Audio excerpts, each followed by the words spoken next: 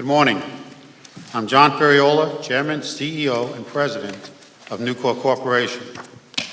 On behalf of Nucor and our more than 24,000 teammates, I would like to thank you for the opportunity to appear before you today. We welcome this investigation addressing the unprecedented crisis facing the U.S. steel industry caused primarily by the massive global overcapacity and historic import levels. This crisis must be resolved if we are to continue supplying steel for U.S. national defense and critical infrastructure applications. As the largest steel producer and recycler in the United States, Nucor is proud to supply our armed forces with a wide variety of mission-critical steel products to keep our soldiers and our nation safe. For example, Nucor bar products are used in Humvee suspensions and track forgings for the Abrams tank and Bradley fighting vehicle. Our structural steel goes into the Patriot missile system, and our armored plate protects soldiers and sailors in armored vehicles, aircraft carriers, and destroyers. In addition, Nucor Steel supports the critical transportation and energy infrastructure that is vital to our entire economy. We agree with President Trump that, and I'm quoting, core industries such as steel are critical elements of our manufacturing and defense industrial bases.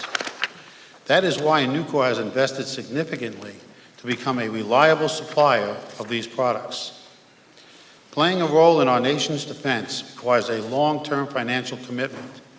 For example, Nucor is one of only 2 steel companies in the United States certified to produce Navy-grade armor plate for aircraft carriers, destroyers, and submarines.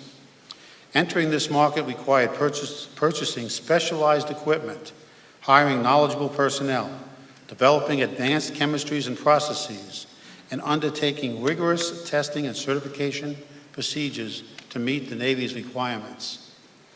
This is the type of continual investment that is necessary to satisfy the rapidly evolving needs of our armed forces. Unfortunately, global overcapacity and unfairly traded imports threaten our ability to invest. Production overcapacity in the steel industry has reached crisis levels.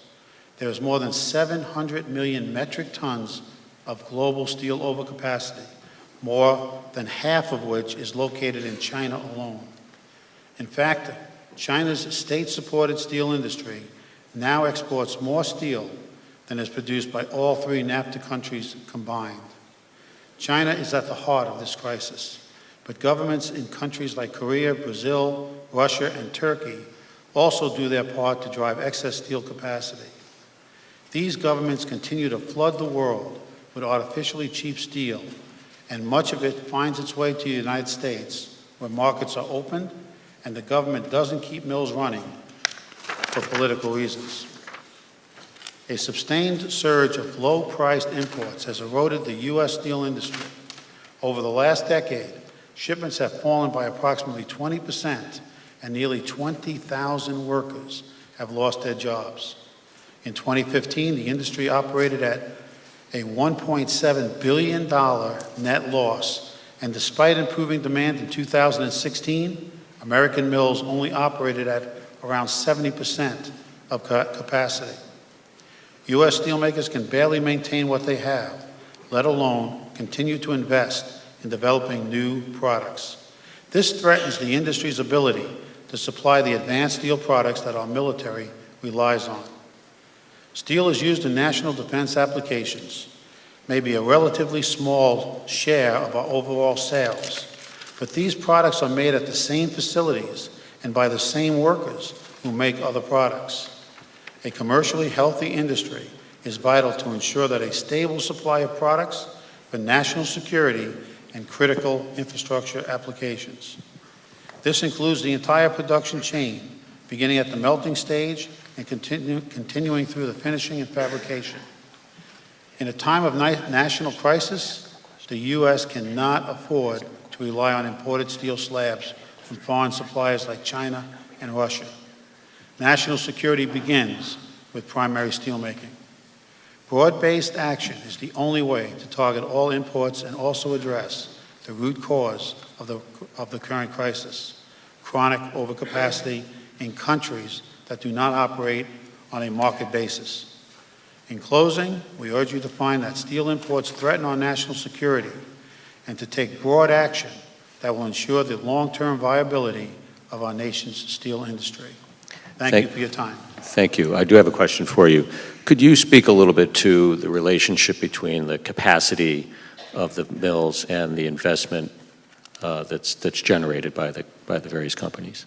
Yes, when you talk about the utilization rates that are low at today's, there's a direct correlation between utilization and profitability.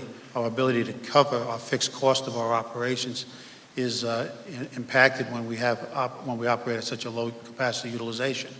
When we're not making money, it's very difficult to continue to invest in new machines and invest in our teammates in order to help them be ready when we have a need for national defense. Good. Thank you.